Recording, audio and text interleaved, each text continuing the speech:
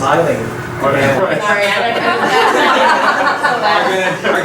they're gonna give you a lot to smile at, I think, in the next hour or so of the session. I'm the International Programs Director for WIDA, and I'm going to share a little bit about what WIDA is. And I'm really excited about this session because these are 4 of my best professional friends from around the region who have agreed to come here and share with you a little bit about the story about their school and how they support multilingual learners at their school. So I'll let them introduce themselves and just tell what their role is at their school. So if you'd like, I can start us off. My name is Barbara Noel. I work at Lincoln School in Buenos Aires, Asociación, Escuelas, Lincoln. And I'm a learning coach, and so I've been tasked with, helping to make the integration between our Spanish curriculum and our English curriculum to support multilingual learners pre-K-12. That's one of the major roles that I've taken on. My name is Kristi Leitch. I work at the Carol Morgan School in the Dominican Republic, and I'm an EAL teacher for grades 2 through 3. My name is Rosi Gamboa. I work at Colegio Roosevelt in Lima, Peru, and I'm an EAL teacher for grade 5. I'm Matt Hajdun. I'm the Director of Teaching and Learning at the American School of Brasilia, and I've been an EAL teacher at that school, and before I was a bilingual teacher at that school. And I've had the pleasure to work with Matt and Kristi and Barra and Rosi several times over the last couple of years, and so I've learned a lot from them. I think you'll learn a lot from them also. It's one of the reasons why we wanted to have this panel, is because it's really helpful to share our stories at our schools, and I think it's one of our most underutilized resources is learning from other international schools. And so I think you'll enjoy what I'm going to share with you today. We had a panel last year at AASSA, and some of our speakers were on that panel as well, and the response we got that was really good. It was something that people wanted us to repeat. If you are a textrovert and you do tweet or are interested in staying connected, have some ideas or photos from this session, then feel free to share on Twitter. And really I'm going to share a little bit about WIDA to kind of give you some background. If you're new to WIDA and some of the resources that the panelists will mention, but these are the big questions that I'll pose to them. How does your program support multilingual students? And maybe how has that changed over time? And then how have you used some of the WIDA resources to help you build on the assets, the strengths of your multilingual learners? How do teachers collaborate at your school? And then we'll have some time for you to ask questions, and then we'll wrap up with final thoughts. So that's kind of the shape of our session. And a little bit of background on WIDA, and there's some materials over here if you're interested when we finish. We're a research center at the University of Wisconsin-Madison. So I've been teaching internationally for about 25 years. I've been in your seat as a participant, as a teacher in international schools, and many international schools have started working with WIDA because the mission is really to promote academic language development and academic achievement for multilingual students. So we don't just teach students language, we teach them language in order to empower them to learn. And right now there are about 240 schools that are part of the WIDA International School Consortium who work with the assessment tools and instructional resources. And because we're a research center as part of a university, most of the research we do is available for free. And some of the resources that panelists might mention, you can just download as a PDF. Because we're a university, we give pretty much everything away. If you are curious about what schools are members of the consortium, The website, which I'll share with you at the end, lists all the schools in the consortium. So this is just a few of them in the region. So I just wanted to kind of frame why we're asking these questions. And in our field, we've seen a shift in many ways. Jim Cummins, I know many of us are familiar with him, really challenging us to rethink how we build on students' identities, who they are when they come to our schools, and how we can identify the strengths that they bring. And I think it's really key so they can invest their identities in the learning process. I think that's a really powerful notion. One of my students shared with me that she was really proud to be mixed, have this hybrid identity, and that she didn't feel half and half, she felt double. And I think that multiplying aspect of building on who students are is really powerful. So, thinking about one of the core components of WIDA is a can-do philosophy. How do we shift the conversation from what students can't do to what they can do? And one of the tools that the panelists may mention are called the can-do descriptors. So it's a way of focusing students, even at the very beginning levels of proficiency, to identify some appropriate ways they can engage linguistically with content. So in a content area class. And many people associate WIDA with just a test, with an assessment. We have assessment tools, but we also help teachers to reflect through that lens of building on students' assets, to be able to plan, integrate the language with the content, and then be able to monitor growth through formative and performance-based assessments. So what we've heard is that at schools, many of these components can be disjointed, and so by working with a common way of viewing language, some of those components come together because teachers are able to talk about students, talk about learning, talk about language in similar ways to be able to collaborate. And finally, and Barbara shared this at last year's panel, a shift in many ways that we're seeing in schools, which is how we're rethinking multilingualism as a resource, moving from exclusion of students not feeling like they're part of our schools to seclusion, separate but equal, maybe a pull-out program with a closed door to inclusion and being integrated into the school community. So that's a little bit about WIDA and a little bit why I asked our esteemed panelists to join us. Again, if you have questions for them, go ahead and write them down, or feel free, we can keep this pretty informal. I'm going to post some questions to them, but if you want to follow up with a question, feel free to do that. So, with that in mind, that's probably the last I'm going to speak. This first question, maybe an introduction of how your school supports multilingual students, how your EAL program supports. In Colegio Roosevelt, we have just implemented the WIDA framework during the last school year. Our total school enrollment is 1,721 students from 43 countries, being 25% from the US, 15 from other countries, and 60% from Peru, which makes the majority of our students being English language learners. Our school's view has, during the past year, been more sensitive about the needs of our EAL program. Teachers are getting more training, and we have just hired a new EAL coordinator, school-wide coordinator. Implementing WIDA and understanding its philosophy has also made us teachers be more sensitive about the importance on how students' first language can serve as a scaffold to build up an additional language.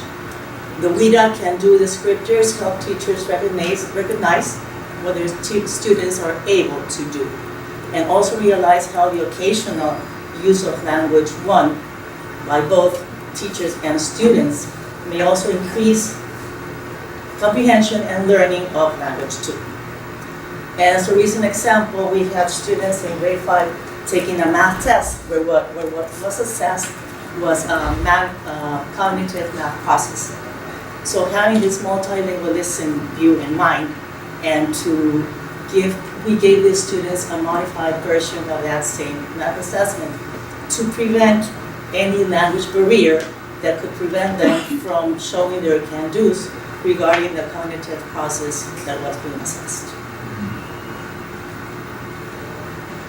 At Crown Morgan School, we just recently went through a reaccreditation process, and one of the results that came from that was that we created a lot of, I don't know what the exact word would be, like a guiding document or a founding document, certain things that we're starting to put in place that have changed kind of how we're looking at our school and the choices that we make. And one of the things that we created was a profile of a graduate, very similar to what was talked about today, like having those core competencies. And one of those is being multilingual. So by putting that in there as that's something that we encourage and we want, and it's changed the whole way that we've kind of started to talk about program adoption and the practices that we use. We've created a language-rich environment research and design team, and that team consists of not only like all the divisions of content area teachers like language arts and other areas, but also the Spanish department, and making sure that they have that voice, because I think we're in this process, and the process is becoming, this is what we want, and we want kids to not just be academically strong in English and have really good social Spanish. We're finding that their languages are kind of all over the place. Even though we think they're quite competent, the parents will tell us, or the kids will say, oh, well, I can't like speak to science, in my first language. So we're trying to kind of close that gap, and also not just close it, but make it even higher for all kids. But we're in the very early process of it, but by creating those guiding documents, I think we're really going into a place where, WIDA's happening and all this, but it's kind of changing, it will change the way we're talking about the importance of all the languages that kids have and making sure we're enriching those. At Lincoln, about 2 years ago, we decided to truly embrace what the national program, the Ministry of Education in Argentina, has asked all bilingual schools, which is to be quite rigorous in the social studies curriculum and the Spanish language development for our students. And it was, in a sense, a tall order, because our demographics comprise about 44 different nationalities and about 25 languages. Usually about 7% of our students will actually do their whole career, their whole K-12 career at Lincoln. So our school is quite different in that respect. So we started talking about, okay, we have a highly mobile population, and one of the reasons why many families choose to become a mobile family is to embrace the global mindedness and the rich experiences that students get and gain from each country that they come into. So we decided, okay, let's go ahead and use that as a launching point to truly celebrate multilingualism and multiculturalism. So what we've done is we've truly shifted to more of an ecological model for serving our multilingual students.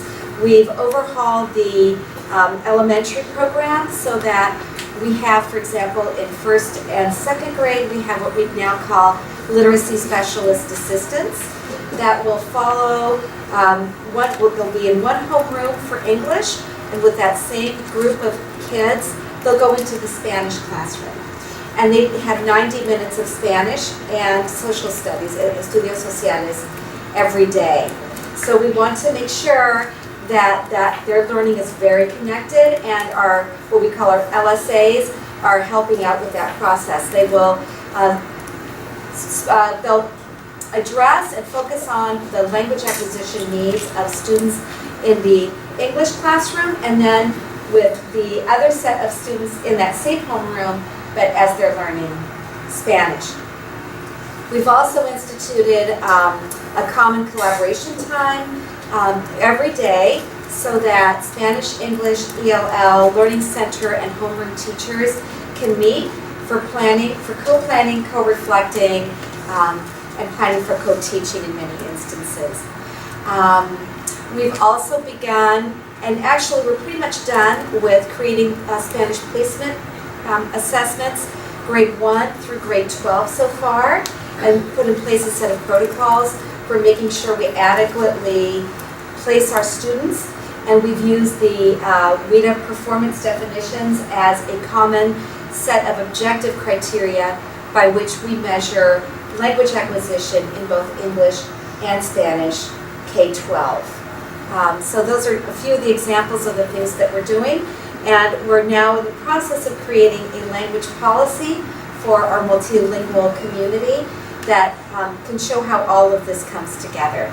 So it's been a pretty busy year and a half so far. As far as supporting multilingual students at American School of Brasilia, we use as much as we can a push-in inclusion model. So we have about 200 students in our ELL program. Even though 80% of our 670 students speak a language other than English as their first language, we only service about 200 of them, so about a third of our students. And we have 4 ELL teachers, so they have sort of large caseloads, but the way that they build their support is by creative groupings of students when they push into the classroom. So at EAB, one thing that leveraged really helpful support of English language learners was the shift in the school to a collaboration philosophy in everything that was done. So our classrooms were gutted, a removable wall was put between both classrooms at the same grade level. We have 2 teachers per grade level, so it makes for nice small teams. They were given 90 minutes a day to collaborate, and in that time they have to meet occasionally with their ELL teacher, who comes in, leads the meetings, and figures out how to best support the ELL students. So we only have all of our ELL teachers only do 1 pull-out period a day, and it's for our beginner students, and then we try to make it only a 6-month pull-out program. And then the rest of the time it's inclusive support. And we really spend a lot of time talking with our ELL teacher that you are a coach and a model for the classroom teacher. So in any school, right, there's not one ELL teacher that stays in one classroom all day long. So we always say that hopefully the ELL teacher trains himself out of a job. It's not the case because there'll always be new students and new challenges. But we really try to get the ELL teacher to say, okay, here are some sentence starters you can use, here are some great strategies that you can use. And we've been very, very happy to see classroom teachers taking those strategies and using them on their own. So they're seeing them modeled in co-planning and co-teaching, and then they're adapting them and using them to support the language learners that are in their classroom all day long. So before we go on to the next question, I just want to give you a chance to just check in with someone next to you. Maybe something interesting that you heard, maybe a question, a follow-up question you want to ask, but just to give you a chance to process a little, because all 4 schools have shared some really interesting things that they're doing. So just either take some notes or check in with a partner. What you heard that was interesting or a question you'd like to ask.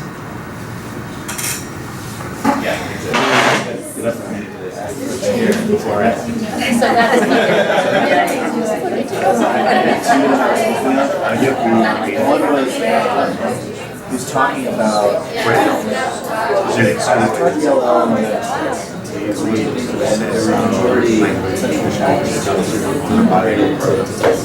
so they're in the United States, English is a hard language, they're coming with a foreign language. We've done it versus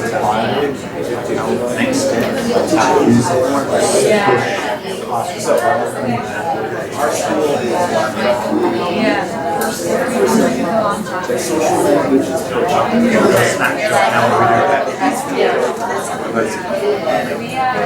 I think that we all very similar challenges. At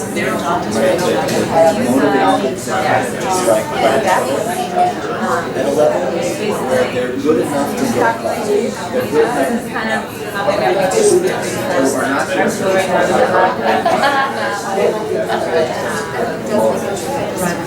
but that have just been very good, but it's good enough. The online version,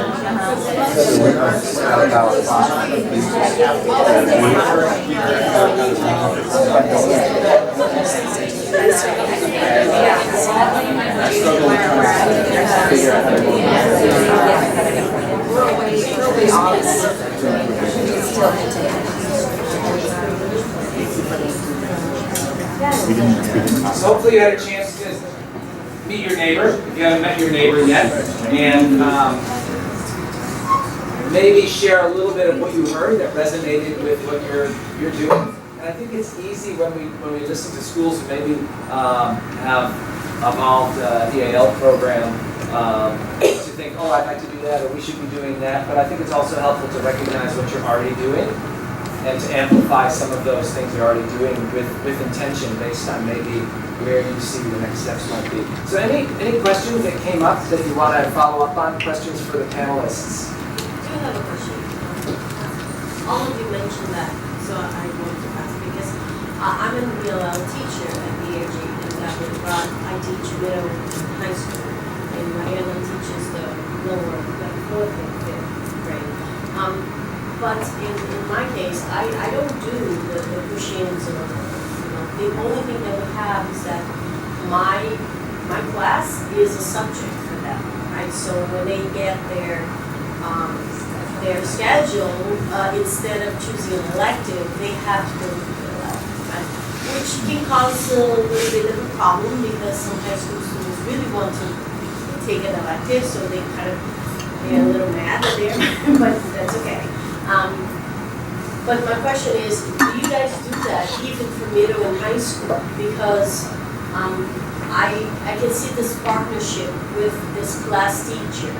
But when you go to middle school and high school environment, you have content teachers.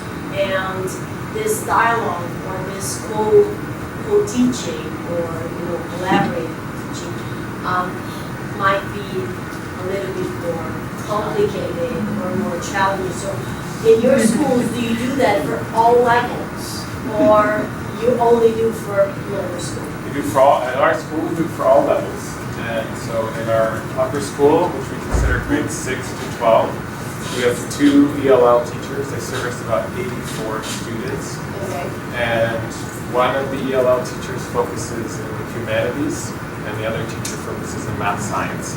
Okay. And that's in grades 6 to 12. And so they do their planning, their co-planning at the unit level. Okay. So they really only meet 2 or 3 times per unit and discuss what they're going to be doing and figuring out the strategies. Okay. But in fact, we have no pull-out in the upper school. It's all pushing. So they don't have, the ELL is not a scheduled Correct. class. There's no ELL class. Do you do that at least for the beginners or no? We have we have an admissions policy at our particular school, and although in Brazil you can't legally turn anyone away, but we use the WIDA model as an assessment before the child enrolls, and we have a goal of WIDA level 4.0 for our high school and a 3.0 for our middle school. So if a child was a beginner, we have an interesting conversation with parents and say, listen, here's the level of support that we have. Your child is at this level. We'd love to have them here, but they might not have the English that they need to be successful here because we simply don't have the resources. We have 2 teachers. We can't offer anything like So that. basically, you don't really have beginners. We don't have beginners always in high school. We have had them, but it's in But general, middle school, you would have. it's possible. 3.0, because we And for those of you who may not be familiar with the WIDA proficiency, the performance definitions, it's a 6-point scale. And I can speak to the middle school. We have one ELL teacher in our middle school and none in the high school. And she does a little bit of a combination. If it's necessary for a pull-out, then it's set. There is a time. In fact, they're revamping their entire, which will have that time built in then. Will also be one of their elective times, unfortunately. But she doesn't do it very often. And in fact, her main role is to go in and do more of that co-planning.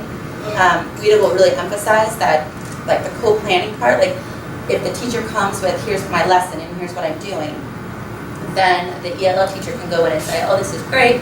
Here's the language that you're asking them to do, and here's how you can scaffold for the ELL kids that are in your classroom. So it kind of changes your role. You know, instead of them being your kids and you're teaching them separately, you're working together, and they have common planning time, and she goes and she meets with them. She focuses more on language arts at this time, less on the content area, but that's how she's doing that.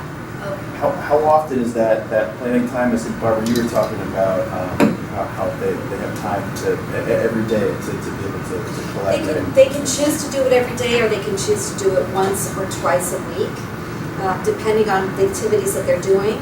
And then this is an elementary, which goes from grade 1 through 5. And then, so basically they're grouped in one building, 1 through 5. And they also have a dedicated time. So we've got a staggered schedule, which we started last year, so that there's one ELL teacher per grade level. So we've got a lot more. We're very blessed that we can have more of the resources for ELL. So they'll go in for 90 minutes. The one, for example, the grade 3 ELL teacher will go in for 90 minutes into each of the 3 homerooms, and that will be dedicated time. Within that time, they'll pull out the beginner students for about 45 minutes, a half an hour to 45 minutes, and then the rest will be in the classroom, collaborating and moving toward co-teaching, which we just started this year as well. Go ahead. No, please, it's totally unrelated. Oh, okay. In middle school, we're trying to figure out what would be best. At this point, we've got a time where teachers can collaborate in the afternoon. There's a block where there can be some collaboration. We also have a 90-minute block for English language arts and social studies that's sort of taught in a sheltered manner, with a couple of teachers that are pretty well versed in sort of like the SIOP methodology, the sheltered instruction methodology. There's also, we're looking into doing some co-teaching. We've started with that a little bit, and we've started with some of the co-planning. And in high school, we have an academic support class for students, and they usually come in at about level 3.5. That's the most beginning level where they can enter high school. And what our ELL teachers are starting to do, we have literacy specialist assistants in high school as well, and they go into the classrooms. We have 2 of them, one for Spanish and one for English. And the core team, what they call the core faculty, will share their planning on a platform. And the ELL teachers go in, look at what their unit plans are, and help them differentiate. And they'll have something called collaboration lunches, based on John's wonderful idea that we took off when he came to visit us, of a menu of appetizers, dessert, and sort of thing. So food always gets people in. And so our ELL teachers offer great desserts because they're great bakers. And we get the faculty for science and social studies to come in, and they share, they'll have a focus like checking for understanding for the lunch, and they'll talk about ways to do that very informally, and it seems to be a great way to attract the faculty to come in and have those collaborative conversations. I wanted to also just say, in a respectful way, I consider it a challenge based on this conference too, about sort of considering changes in paradigms, that you're the ELL teacher, so you are the advocate for those students, and I think you should feel very empowered to go back and say, hey, why is it this model? Because oftentimes the model is the model because that's how it's been at this school for a long time, not necessarily because it's the most equitable choice. And oftentimes, as in, they don't have the knowledge in that area. No, I think EARJs are open to a lot of things, the principles and everyone, so, the idea is really to make a plan and say, this is how I think it's gonna work better. Because I think there is, especially when you're talking about high school students, there is a lot of resentment, in not being able to do an elective because they have to take a class. And on the other hand, I'm on the other side of it and say, if I don't teach you this, you are not going to be successful. I know that I have to give you tools for you to succeed. And, I need to have that time with you. And if there is a better way of doing that, then, I'm all for it. I see how important it is for them to do the other ones and how important it is for me to help them succeed in all of the other subjects, because I try really hard to communicate to the other teachers. I put myself out there, I communicate with them, I tell them, look, this student came to me saying that he's having a hard time in your subject. How can I help?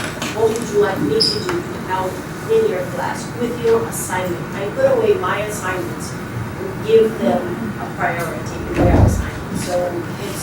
So if I was in there, of course, co-teaching and being there, it would be much easier. And I think that that intersection of language and content is the one that we all navigate. We'll circle back to this to hear a little bit more about how the schools have unpacked collaboration and some of the specific structures they've put in place and how they've built that culture. If you have other questions about program model, service delivery design, maybe jot those down, and we'll circle back to those when we finish. I want to move on to sort of the second focus, which is thinking about resources, assessments, instructional resources, and some of the tools that these schools are using in order to help them do what they outlined and how the program is designed. So thinking again about student assets and how we build on what students can do, maybe you could share a little bit about how you used some of the resources, some of the tools to help you put this program you just described into place. We have been using the WIDA Can Do descriptors and useful WAPT data as indicators of what our students can do. WIDA's Can Do descriptors offer us a foundation for setting differentiated language objectives based on English language learners' language proficiency and backgrounds, including their home language skills. Students come with diverse and cultural strengths that we can build from, and WIDA has enlightened us in a way to use those assets effectively and in a friendly way through the WIDA Can Do descriptors. Our philosophy has definitely changed, and if we know that some students are better at oral communication, to be able to capitalize on this asset, we will choose to include discussion-based learning, whereas others that could be stronger at reading communication, we understand that they will perform better in a written task and show what they can do through a written task. Whether it is kindergarten or if it's high school, we see how important it is to be able to engage our English language learners in content appropriate for their grade level and to design for them opportunities to have them intentionally participate and interact with their peers. And once you engage those students in the classes of learning, in the classes of collaboration, in the process of learning from each other, not necessarily only from their teachers, that is a positive response, and that is what learning is about. At CMS, we just started rolling out WIDA this year. So in the past, we used a different assessment called the LOS. And one of the things that we struggled with was it would give us data, and it was measurable data, and we could see if they had growth, but we didn't know what to do with those results. Whereas WIDA, what it's done for us, is, especially as EAL teachers, is it's helped focus, kind of like a laser sharp focus on, okay, well, it's the same results. It's still listening, reading, writing, speaking. It still has proficiency levels, but WIDA then says, well, now we have these can-do statements, or we have these key uses, and all these different, so many resources that I haven't even begin to put my foot into, for scaffolding for these learners when they're in the classroom.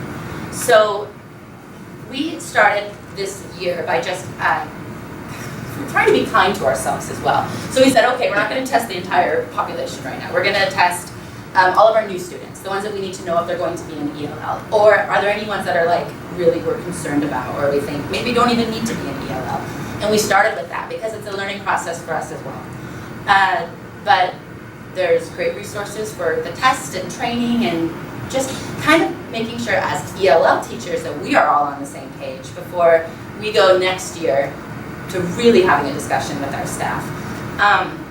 We shared the results with the few teachers that had those kids, but it wasn't like, we haven't had that giant conversation yet. But the can-do descriptors, they're really fantastic. They have even, like our plan is to present to the classroom teachers the can-do descriptors online even have like boxes where you can put the names of their students and they can kind of track and say like, the other thing that it helps is it really helps them focus on, well, if they're listening, these are the listening things that they can do. So it helps have that conversation about language because I think sometimes we forget that there's so many aspects to it. And so it's helped begin that conversation with teachers. The other thing that we've done to maybe build on student assets is we're starting to create some sort of student resume. WIDA really promotes the idea that these students have a lot to offer, and they're not a negative. Sorry, my vocabulary is failing. They're not taking away from your classroom; they're adding to your classroom, and so really focusing on information to help those teachers understand the students, getting the students to maybe write some information for them so they understand and have more the teacher has more empathy for them and where they're coming from. That just because I don't speak English well doesn't mean that I'm not incredibly smart and I haven't done a lot of amazing things in my other language or that I don't have talents. So we're kind of taking that on. We're creating these student baseball cards where it's got like their pictures up there and it has their proficiency levels, and we're really interested in maybe sharing some of the history of their English language journey, like how many years have they been at the school, how many languages do they speak, what's their home language, and then on the back, the kids, we're going to do this at the end, which will be a good reflection for them. It's like, how do you learn best? What is your favorite subject? What do you want your teachers to know? And it'll have some like comments about them. And so we're going to give them to the classroom teachers, but also to their specialists, because they're struggling as well, like with scaffolding and tips and understanding some of the English language learners. And we just really want to develop more empathy for the students so that they remember what it's like. Most of them are multilingual, remember what it's like to be learning a language and how hard Okay. At EAB, we've spent a lot of time thinking about, first of all, what the WIDA model data is telling us. So we actually spent some time figuring out, first, are we getting the same data? So we did some calibrating work to make sure that we really knew our students consistently.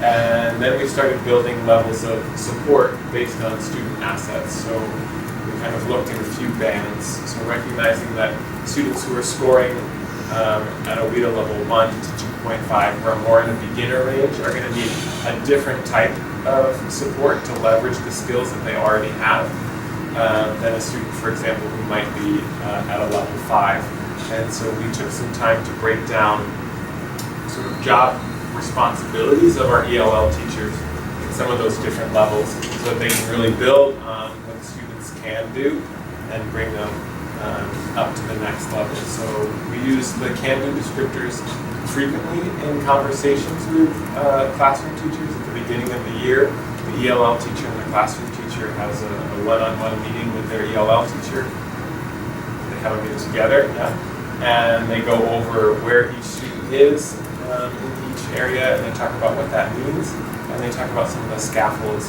that they'll use throughout the year. And in those conversations, we really try to focus on recognizing the way the can-do descriptors are built is you can see where they are in one band. Just flip back. Yeah. So a student who might be at a level 1, you can see them there on the left. We really use it as a way to scaffold to level 2. So we're really building up. So we acknowledge where they're at. We're thinking, what bridge do students need to move up on that? So we have lots of conversations about the scaffolding that they need to move them forward. I've got a couple copies. If you haven't seen them, we can just pass these around so you get a sense of what folks are talking about, what they can be descriptive.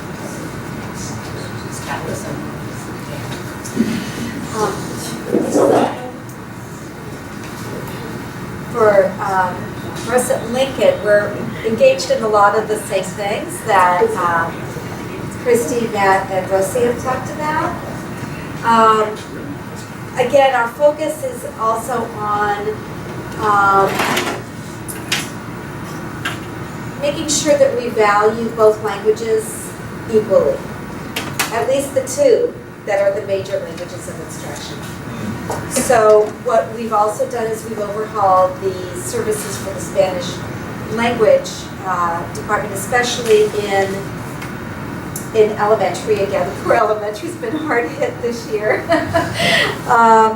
But we've also used the WIDA levels to help us describe what kinds of resources our students get. So we now have this year for every grade level a class for our newcomers, our beginning students, and an immersion class. And we've established, based on the levels of our placement tests, where they come out, and of course thinking about other inputs as well, not just the score. What classroom the students go into, either the Spanish immersion or the newcomers class. And we've also designed the services for EAL accordingly. Something that we've also done is we've engaged teachers, because collaboration is a big push for us, but we're, I think, a little newer at it than you are at your school, Matt. So we've used looking at writing samples and using the rubric from the WIDA performance definitions as a way for teachers to start talking to each other and get some of that inter-rater reliability going with the way that they look at the writing samples. So that's happening now with our Spanish teachers, and then separately with our English teachers. Maybe at some point it would be great to get both the English and Spanish teachers together and calibrate together. So that's something that I would add to, probably you already do it, but I just wanted to add that to the panel discussion. And I just want to add to that WIDA has really started to move forward in developing Spanish language arts WIDA resources that align perfectly with English. It becomes a common language that everybody is using in the school, versus like, oh, this is my thing and that's your thing. No, it's like we all understand and know, but this is for Spanish and then this is for English, but the language is the same.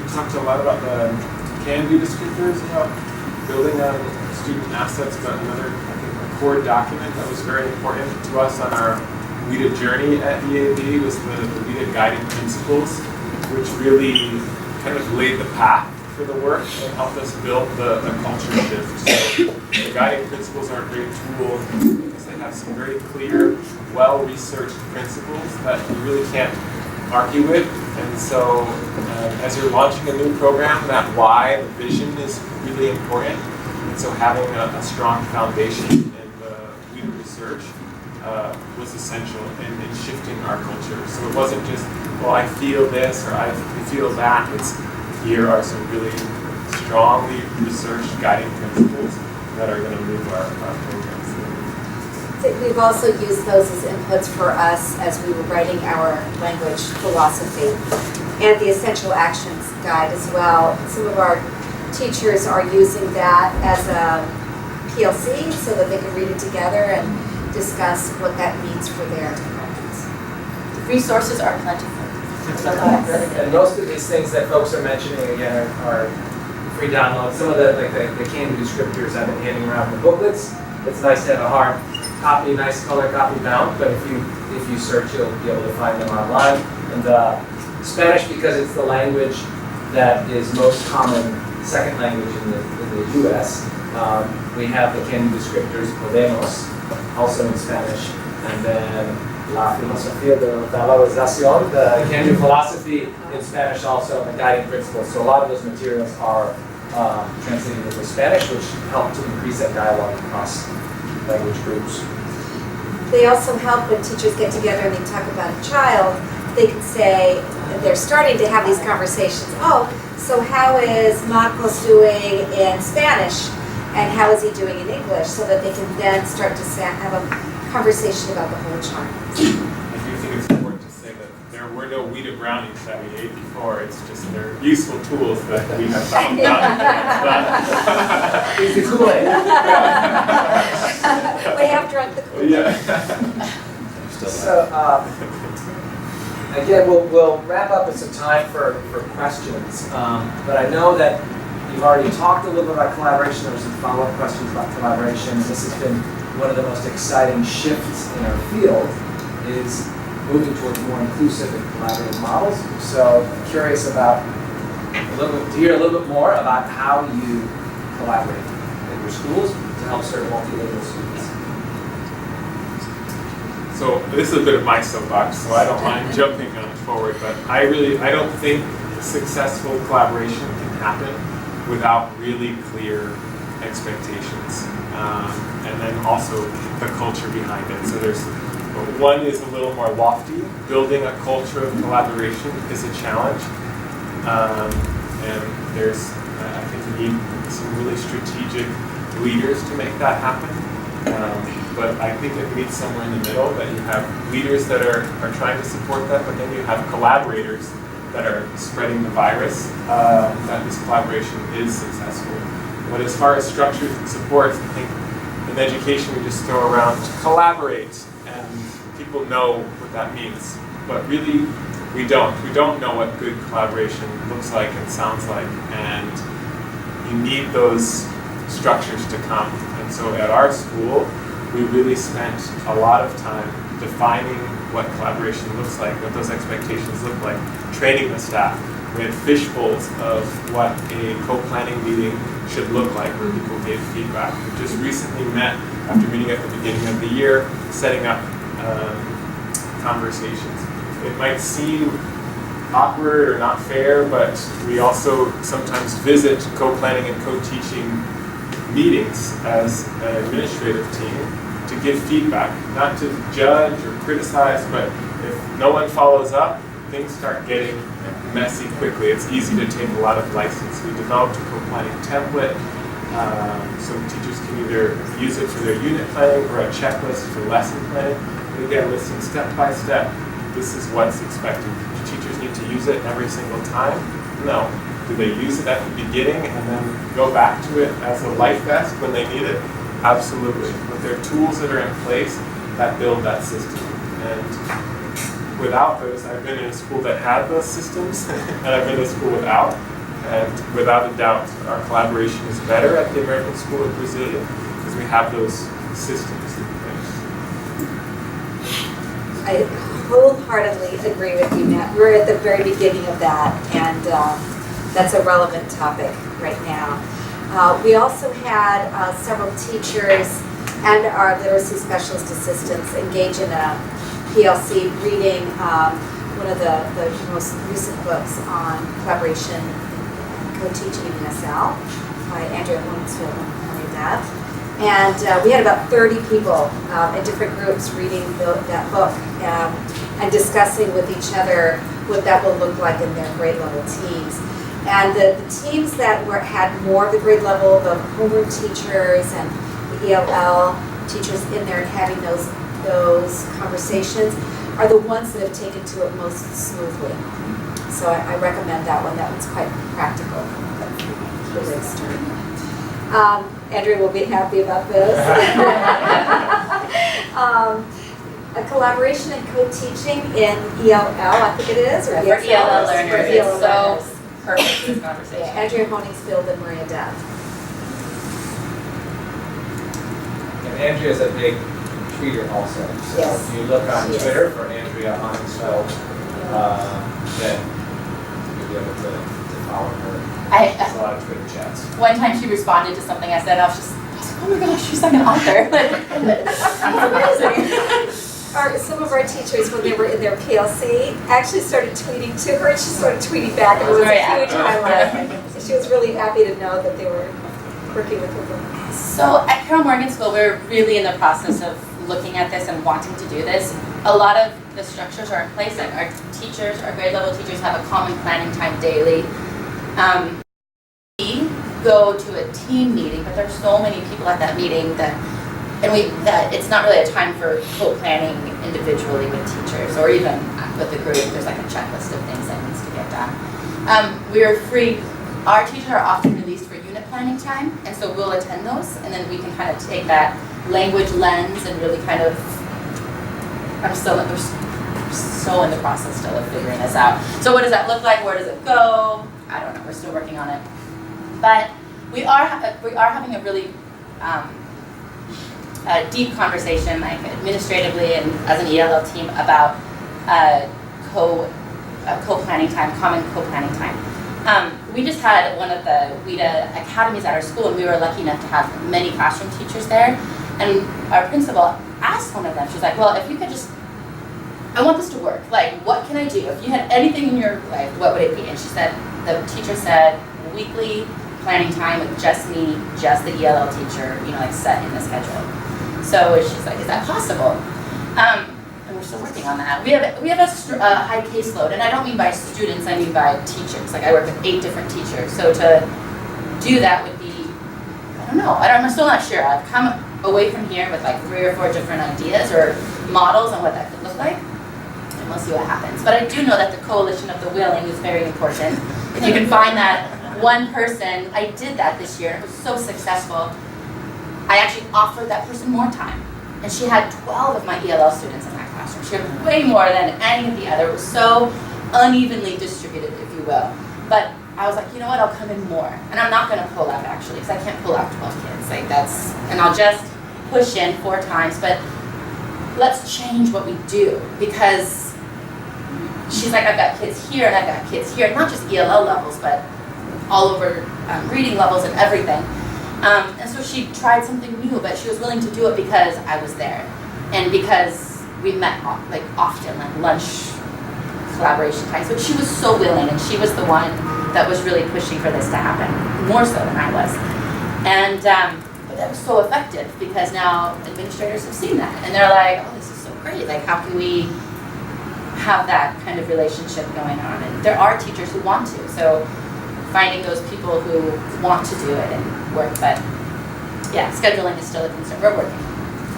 And for Roosevelt, we're still having those small baby steps. At the moment, we already have 1 EAL teacher per grade level from kindergarten to grade 5, and 1 teaching assistant for kindergarten. Personally, I work with 3 teachers. And so we meet once a week, and then I also go to the grade team meeting that's also once a week to more or less be all on the same page. But that co-teaching model we haven't adopted that yet. I've heard that co-teaching is almost like a marriage, and where you first need to get to know each other, to adapt to each other, finally have your marriage plans, and you will still have problems that you will need to work through it. There's a lot of power in collaboration, and I've seen how it's transformed schools, and it is really built on relationship building. There are tools we can use to help build those relationships, and I think learn from what folks have shared about other schools.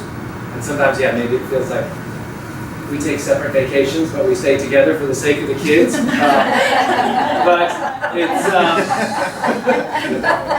But I think it's very exciting to see how it changes our very isolated role as teachers. So take a moment to check in with someone next to you. We've got until 11:40 for this session, so I do want to open up and ask for some more questions, and we'll get some final thoughts from the panelists. But they've shared a lot. I've seen some of you taking notes or doing Google searches. Just check in again with someone next to you about maybe what you've heard, how it connects to your school, and maybe a question that you might like to pose to the panelists, something you'd like to hear more about. So take a moment to check in your understanding with someone next to you. Answer the question. Planning like this. Yeah, it was like about how to build relevance and motivation in students. I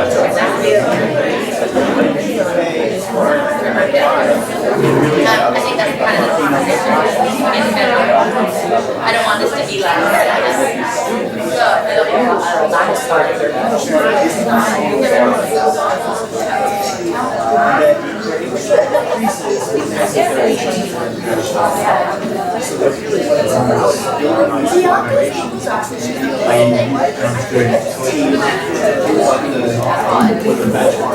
it doesn't come up as a weird little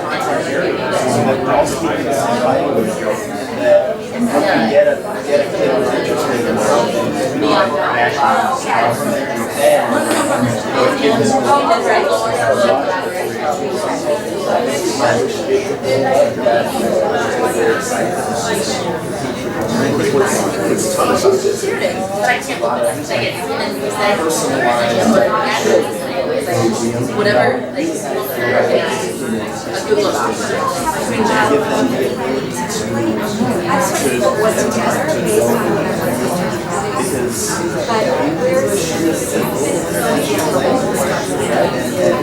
giving them more opportunities to use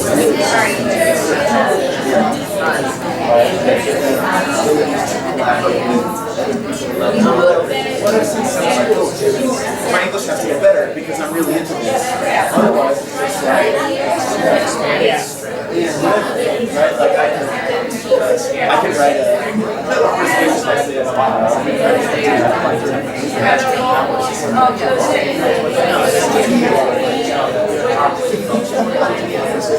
just like there's certain environments and I put it in for 2 years before I really find it. They just started out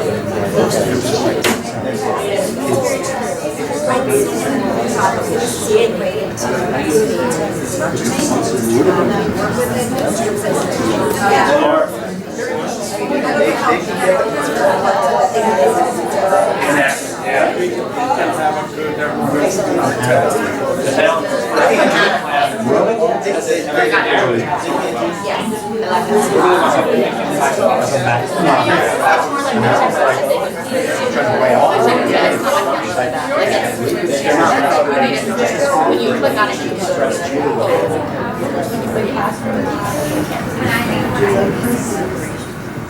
So, obviously our panelists have a wealth of experience to share, so please go ahead and pose. Maybe there's a question you and your partner talked about or something that you wrote down. What else would you like to hear about or learn about? Okay, I'm just curious if you're all at different stages of, implementing this, and some of you further. I'm just wondering how you're taking and maybe your approach to reporting out to parents and to the students and feedback in that sense. I don't know if you're there yet, but I'm just wondering how you're sort of meshing that together with, the benchmark grading that we are all hopefully doing now, and with Common Core. How are you, or have you gotten to that point? I'm just curious. We looked at that because we had some newcomers come this year, and what did we want to do for reporting in that case?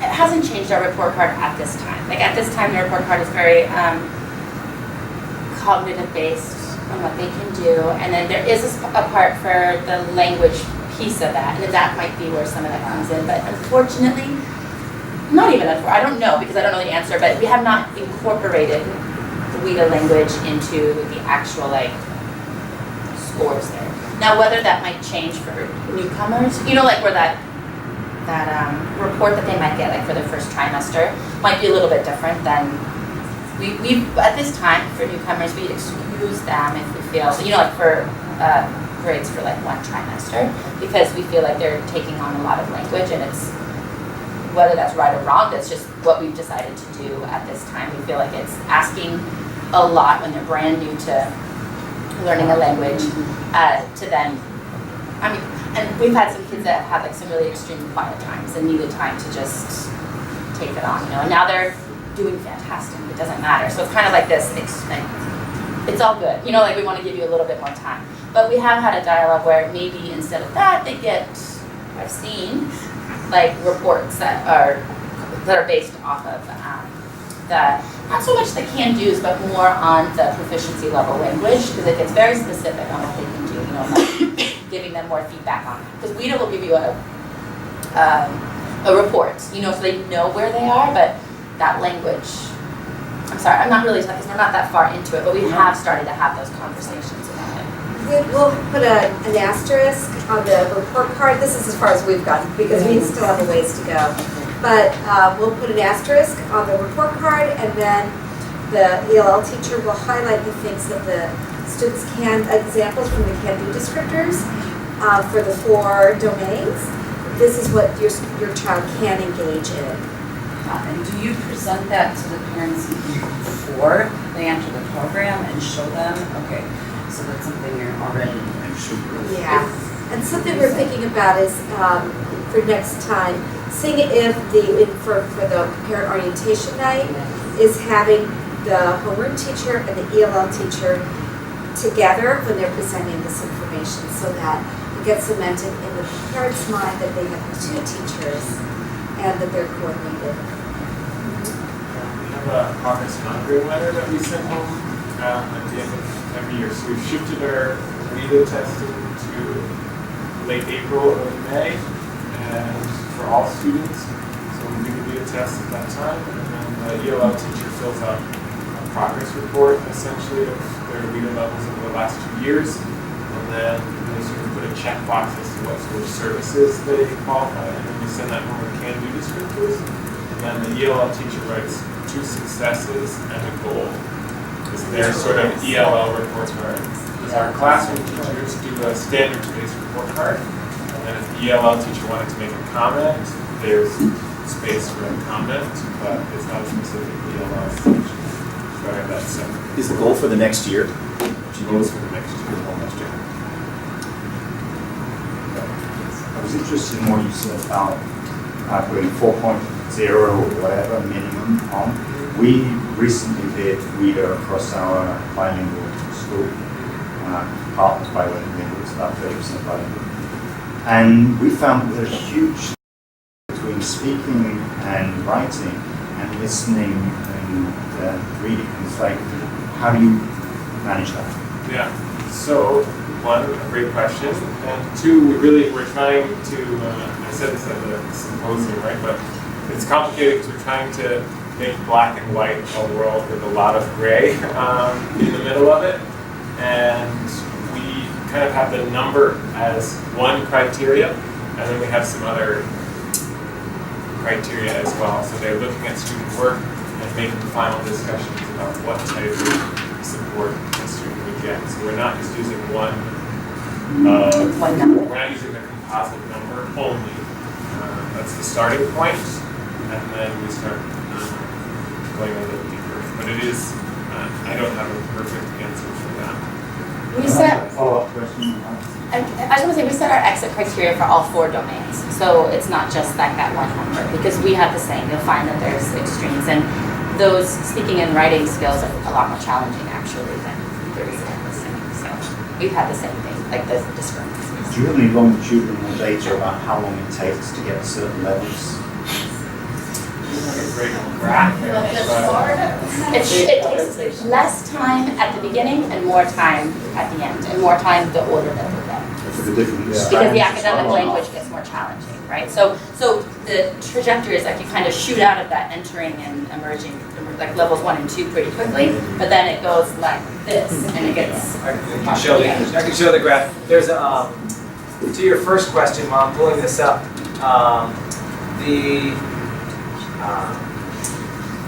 we know that students' receptive skills are generally ahead of their productive skills, and so we would expect that students be able to do more listening and reading.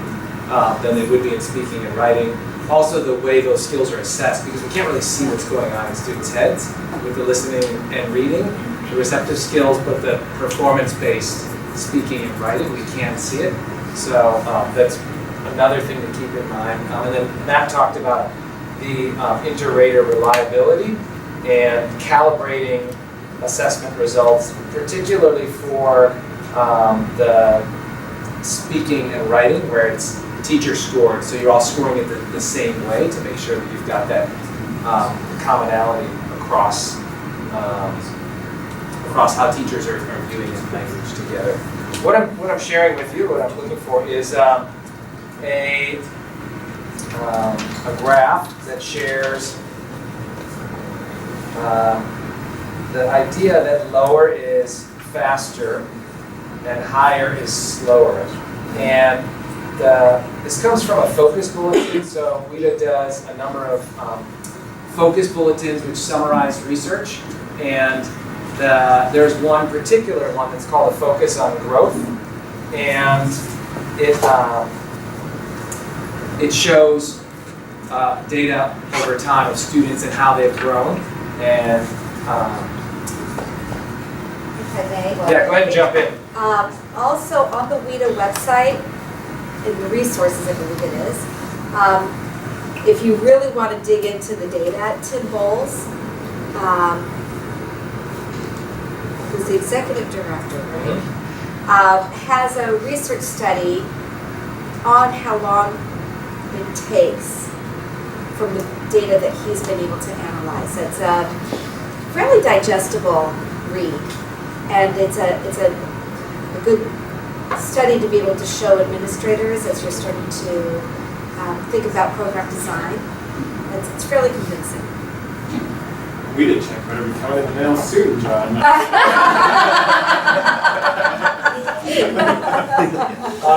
I just said me brownies. And sometimes the movement is like when you compare it to a car stick, you can spend longer in the one or the two. Sorry, you cannot spend too long in the one or the two, but you can spend longer in the three or the four. That was a really great one. So this is the graph, and it comes from this focus bulletin analyzing student data over time.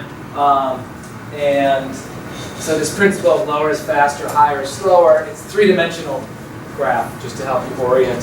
So this is the proficiency level, so students at level 1 to level 6. And then here is grade level on the z-axis. And then the y-axis is the amount of growth that students make in 1 year. So this is on the scale score. So students who are starting at a level 1 in grade 1 make the most growth. Students who are at a level 5 in grade 10 or 11 make less growth in a year. And this is probably not surprising to you when you think about just the students you know. But that's one way to think about some of the growth targets that you might set at your school. And this focus bulletin, Focus on Growth, helps to, it discusses a way you can look at the relationship between language proficiency and academic achievement, and where you might want to draw that line, that exit line, based on when students are able to perform academically on a peer competitive level, where the language proficiency is no longer a factor that hinders their academic achievement, or that influences it. So that's, again, it's a focus bulletin.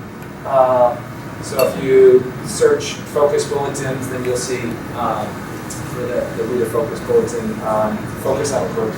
We sort of plan to put an input field into the WIDA model online to like show how long the kids been having access to English. That's a good question. The model online, because the data is owned by the school, then that would be something that the school would build into their school report. But that might be, I can suggest that to the designers who put that platform together, and that would be something that would be input. I think it would change every year, obviously, so you have to track it. So maybe the year they started would be helpful. But that's the kind of data that I know schools are gathering in their their database, centralized database, to pull all that data together and be able to correlate Or some at of those least results. trying to get. Trying to. And I shared with a couple of these folks that we have a couple of studies that we're doing just on international schools, on program growth, program development, and then model data that we're putting together now, which will help us understand, particularly for the international school context. I think that's what my question is. Is that I mean I love this conversation. First of all, it's fantastic, and it's my jam. I love it. You know what you started off with, John, about how WIDA it's and language goal it's about inclusion, right? And I taught EAL in the States, and that it's the TOEFL versus TEFL, where it's. In the United States, it is inclusion, and the goal is to be included within that community. Here, as international teachers in international schools, we have a range of how many local students we have versus international students. And those schools that do have a larger amount of local students who are learning English for the inclusion within the classroom and not necessarily socially or with their families or with their lives around them, I feel like the plateau sometimes gets longer, and I'm interested to see what that data will look like, and just your experience about challenges that you faced because of this unique situation, and some possible ways to attack this paradigm. So looking at really paying attention to students' background and understanding those experiences and that sociocultural context determines a lot about the learning. We have to pay attention to that, who our students are, and also look at our environment And as well. it's what the keynote was this morning, right? I mean, about the context, and I think what I love what you guys are talking about, that collaboration between the EAL teachers and all the content area teachers, where a kid his English might not be great in math, because maybe he's not that into math. But maybe his English, he's really, really trying extra hard because he loves geography, right? And having that collaboration to be able to, when we get that hook in the kid, to then have the common language to really get him to want to learn English better because he's into something. Because you're building on that strength you've identified and communicated to teachers. Yeah, absolutely. I want to make sure we leave time for maybe one more question, some final thoughts from the panelists, and then just closing with next steps. So maybe 1, 2. I'm an IB history teacher, and we don't often talk about EAL within the IB program. So I was wondering what your thoughts were on why that is. And it seems to me that the only accommodations programmatically we can do are with course selection and trying to direct students towards linguistically demanding courses versus ones that are a little bit less. Do you see any changes that IB could make to better support EAL and what we can do as IB teachers? I like throwing it back on IB.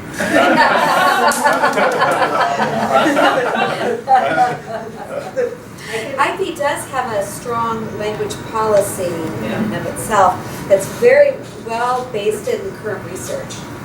But again, one thing is the design, another thing is the implementation. And I could share a couple things about IB also. Yeah, go ahead.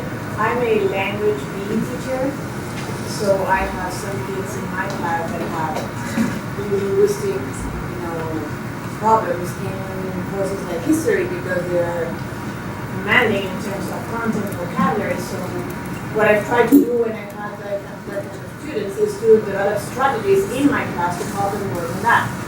Okay, so I give them strategies for how to deal with vocabulary, how to deal with give them reading strategies. Yeah, so I've had conversations sometimes with teachers from psychology. Okay, this student is struggling in psychology because this student doesn't understand. Okay, so there is a biology test and the kid needs to understand lots of new words.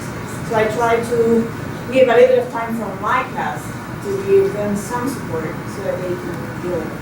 Or for example, I went over a written assignment in another content area and gave them feedback only on language. And I say, I'm not a specialist. I'm just helping you to identify some language problems in this paper. So that's what I do. A little bit of my time. Yeah, that collaboration is really key. They share documents like the psychology textbook. I have a copy copy of that, like a history book, so I can read in a copy of them before I send it.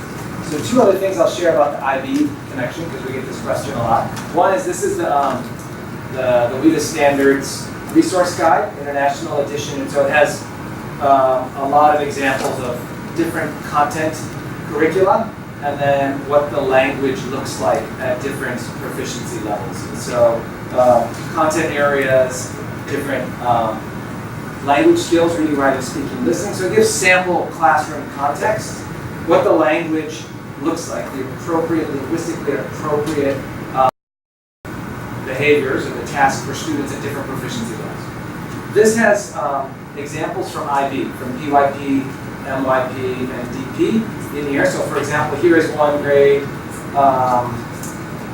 this is 11 and 12. It's from IB Group 4 Chemistry, topic 5.1, and it looks at reading, how students might engage in linguistically appropriate ways with this particular task across the proficiency levels. So again, this is the one document that if you download as a free PDF, it's different than this printed copy because IB wouldn't allow us to give it away for free. So the version that's online, that's free as a PDF, doesn't have the IB content in it. So you're welcome to take a look at this. I'll have it up here. And those you can buy from our website, so we can pay royalties to IB. The other thing, exciting collaboration with IB is that this past summer they contacted us because they wanted to offer accommodations for students on IB exams based on their language proficiency, and they used the WIDA performance definitions to determine the level at which students would be eligible to receive accommodations for testing accommodations. Yeah. All levels? So, DP as well? yeah, for a DP, and it's below, if they haven't published it yet, I don't want to steal their thunder, but they said below level 5, students below level 5, and then they gave the descriptors from the performance definitions to be able to work. And we're hoping to collaborate more with IB, and I have a couple colleagues who are researching developing unit exemplars for IB units, because a lot of schools in the WIDA consortium use IB. To my knowledge, what they can do now is they can use a general dictionary, not a specific dictionary, during class, during exams. Like in a history exam, they have a general multiple or whatever. Maybe it doesn't need to be, it can be like a very specific dictionary on there. So like the home language dictionary and wartime other accommodations, I think those will be coming. I guess the last comment on this, looking at high school, secondary, higher grades, challenging content, is I think in many cases teachers who may be teaching those classes who may not be as familiar with students' strengths may not know what to do with students. So being able to say, well, here's what a student can't do. So here's a way for them to engage with that really demanding content. We don't diminish, we don't simplify the content, we amplify by using scaffolding strategies. I want to give 5 minutes for the panelists to share any final thoughts, and then I'm going to share just 3 or 4 minutes on some takeaways and maybe next steps if you want to learn more. So, final thoughts, your pearls of wisdom, what you've thought listening to the questions, listening to each other, what's been going through your head? I think for me, something that has been important consideration, whether I'm collaborating or whether I'm advocating for my ELL students, is just to kind of really help the teachers understand that there's like the cognitive skills that they have to be doing, the cognitive content, and then there's the language, and helping them differentiate between those two. That the goal of WIDA is that all ELLs can access the cognitive content. So it's how you get there and looking at that language that's important. And just starting to have that conversation has already changed things for a lot of teachers in our schools. For me, as teachers, let's try to do some less teacher talk and more students talk to get to know who they are and what they love, what they like. And we need to listen to them to know what they really can do. I think takes a village is the one thing to acknowledge. It's not a one-person job, and it is a journey.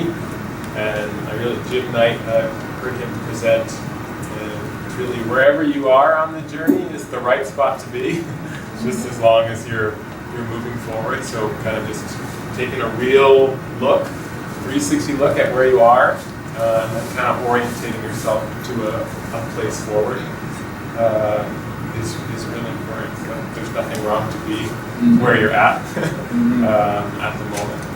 I think is really I think in the end, what we're doing is helping expand our students' repertoires, their life chances, their prosperity during and into the future.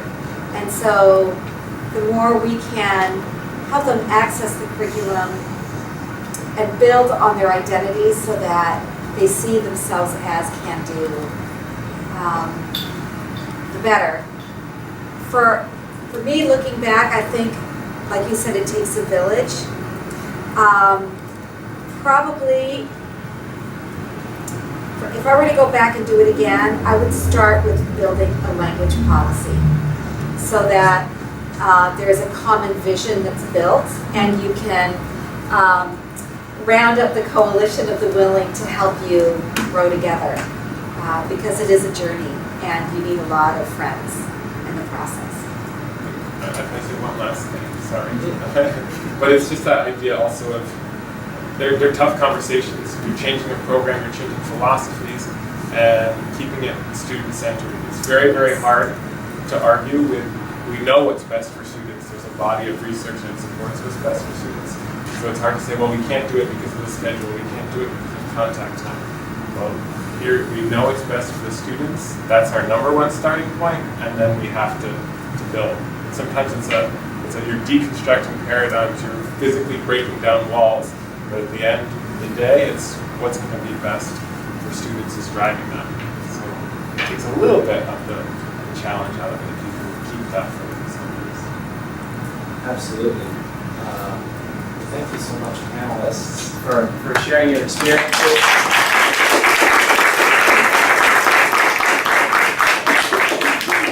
I agree that there's really no one way to improve your program. The only way not to do it is to not try and improve it at all. And so I just wanted to share with you a few things thinking about next steps. This is just, if you just search for WIDA Focus Bulletins, this is on the WIDA website. And so these are the Research to Practice Bulletins. A recent one just came out on providing ELLs with disabilities, access to complex language, STEM, teaching ELLs in STEM classes.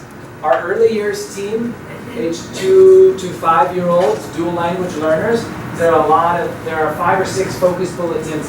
How do we build on the assets? Language focused family engagement for early learners.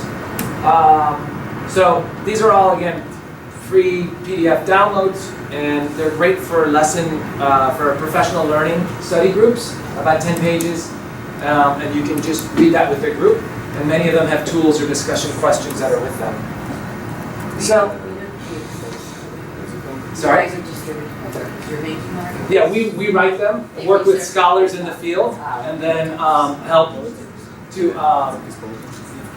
distribute them within the WIDA network. There are, and I've got, again, some brochures back here that explain in more detail about some of the professional learning opportunities. Actually 2 people. One, registration to the WIDA Institute, which is formerly called an academy. It's a 4-day introduction to the standards and assessment, the instructional framework. So we'll have one in Madison, Wisconsin.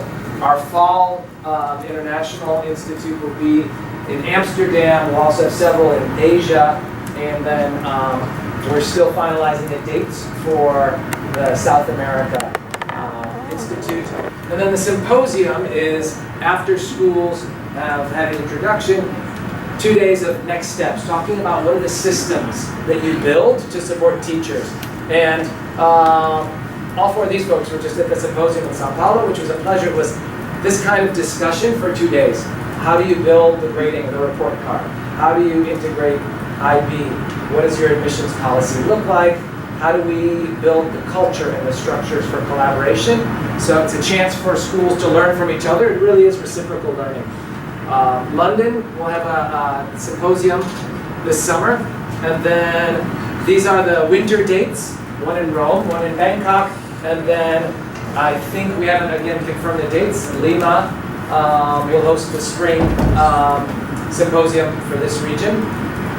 And you're welcome to join those. Again, that's not the introduction, but if you're already working with WIDA, we have an annual conference which will be in Tampa, which is for international and US educators to come together. Pre-conferences, short sessions, long sessions, a lot about language development, not necessarily just WIDA. It's a conference focused on language development. And then the focus bulletins, I mentioned those to you before. I'm happy to answer questions. I know our panelists will be here. Find one of us at lunch. And I do have those resources, the can-do descriptors. You're welcome to take those. And I have a couple other examples that you're welcome to look through. I only have one copy of this, so if you